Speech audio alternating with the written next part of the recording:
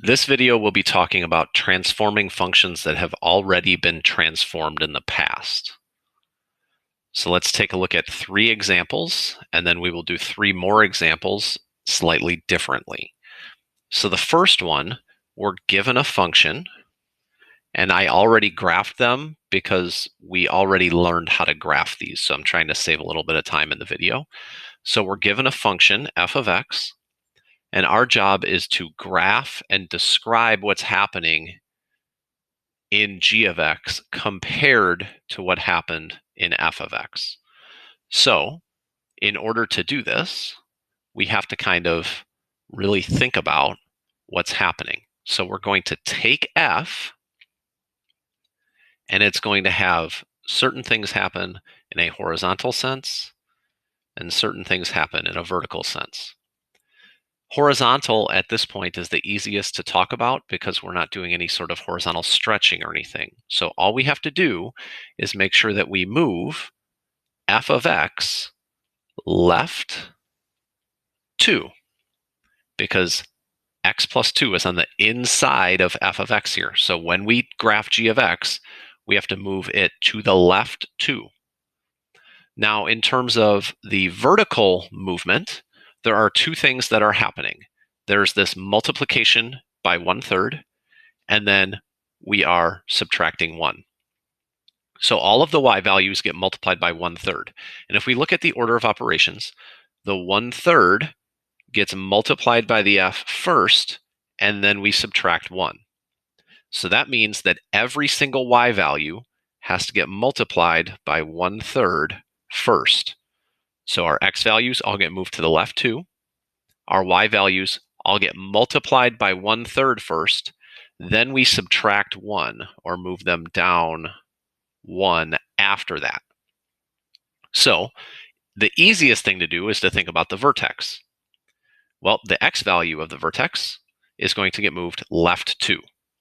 So the new vertex, in this case for g, is going to be at 2, comma something. So now we will take this -3 and we multiply it by 1/3 first. So -3 times 1/3 is -1. And then we're going to move that down 1. So we'll end up being at -2.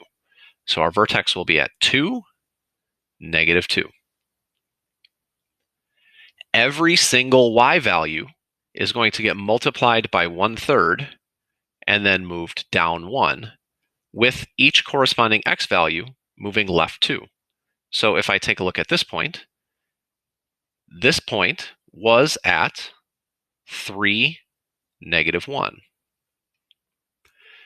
I will move the x value to the left 2, so the new x value will be at 1, and then the y value is going to be at -1/3 minus 1, because I multiply this by 1/3, and then minus 1, which will give me -4/3. So it would be something like this. Now that looks a little bit complicated to deal with. So probably the easiest one to look at is going to be this point. So this used to be the point 1, 3. Now what's going to happen is I'm going to move it to the left 2. So it will be at -1, comma something. And then the values, the y value is going to be multiplied by 1/3. So that's going to become 1.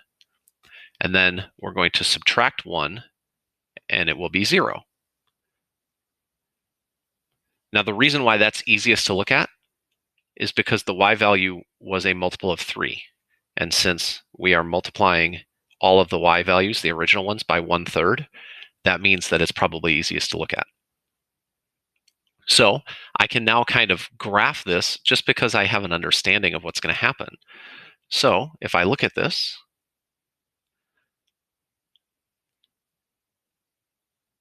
this graph is going to look something like this, which makes a whole lot of sense. Because once I figure out the vertex, this isn't going to be too bad. What's the slope? Or what's the number that's going to be out in front? Up 2 over 3. That kind of makes some sense because it originally had this stretch slope of 2, and I'm multiplying it by 1/3. So it's going to be something that is 2/3, right? So g of x is going to be 2/3 absolute value of x minus 2 minus 2. So if I look at the vertex, that really kind of tells me everything that I need to know.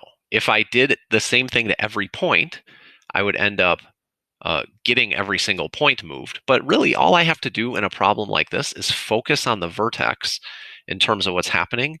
And then my slope or my stretch is basically going to be the two stretches multiplied together. So let's do a couple more. This one's originally graphed. Now, what's going to happen is horizontally, I get to move left 3. And then vertically, I only have one thing going on. I multiply by -4, which is the same thing as having a reflection in addition to this. So all of my x values are going to get moved to the left 3. So this originally was at -1. The new vertex of my new graph is going to be at -4. And then my y values are going to get multiplied by -4. So this originally was at -1. It's now going to be at +4. So I have -4, 4. And then what will the new slope be? The new slope or stretch will be -1/2 times -4. So it's going to be up 2 and over 1. So this will kind of be what my graph looks like. And if I wanted to write g of x in terms of the absolute values, I would say it is 2 times the absolute value of x plus 4 plus 4. I don't know why I put it here. It's at -4, so my fault. All of this gets moved over because I made a mistake. So sorry about that. Finally, this one, I have 3 absolute value of x plus 2. So if I look at what's going to happen horizontally, all of my x values are going to get moved to the right 4. So this originally was at 0. The new vertex will be at 4 comma something. Now, vertically, I have a multiplication of -1/2, and I have a down 2.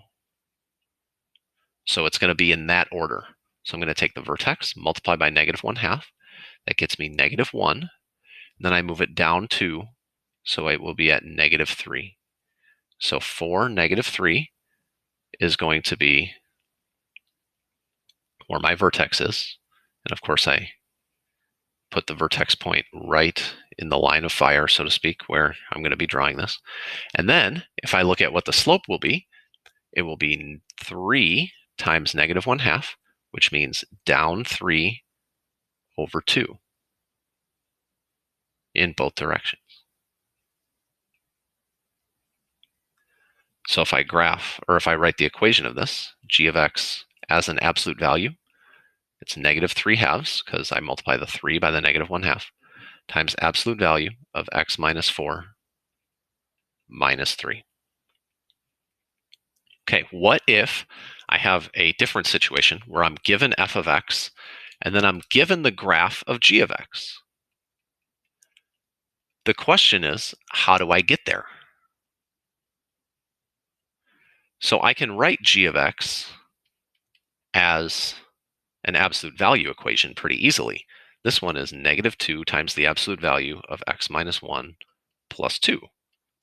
This one is, it looks like 3/2 absolute value of x minus 1 minus 2. And this one is just the absolute value of x. I can write them as absolute value equations easily. The question is, what if I'm told to write it in terms of this original function?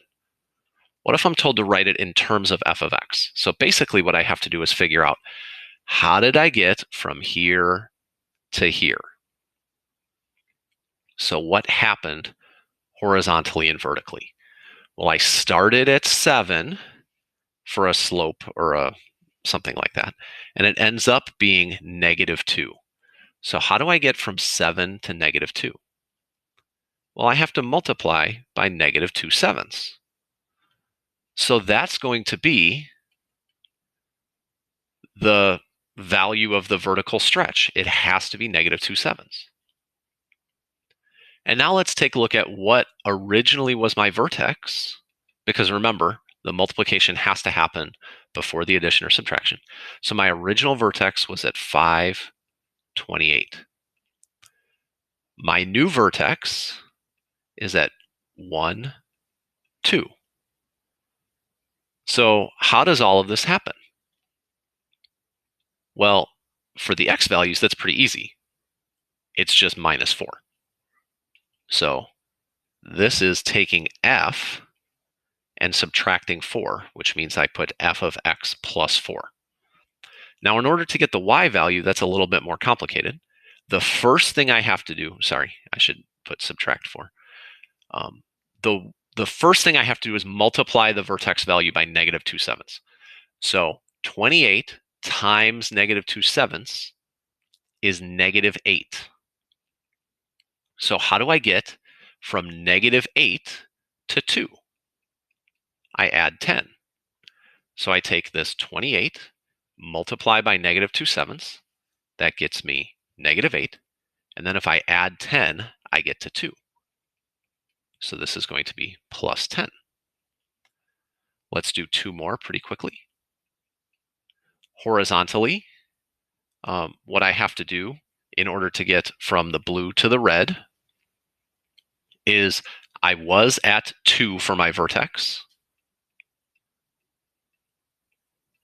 and I now want to be at 1 for my vertex. So that means I have to subtract 1. So g of x is going to be something something times f of x plus 1, because I have to move to the left 1. I used to have a slope or a stretch of 1/2. It is now 3/2. So that means I need to multiply all of my y values by 3. So I take the vertex value, which was 4, and I multiply it by 3. That gets me 12. So my vertex value is now at quote unquote 12. Well, what do I need it to be at? I need it to be at -2. So how do I get from 12 to -2? I subtract 14. So I have 3 times the original function f of x. Then I have this left movement of 1, and I have to subtract 14. That gets me g of x. Finally, f of x is 12, absolute value x plus 9 minus 24. So my vertex of the original function is -9, -24, and I need it to get to be 0, 0.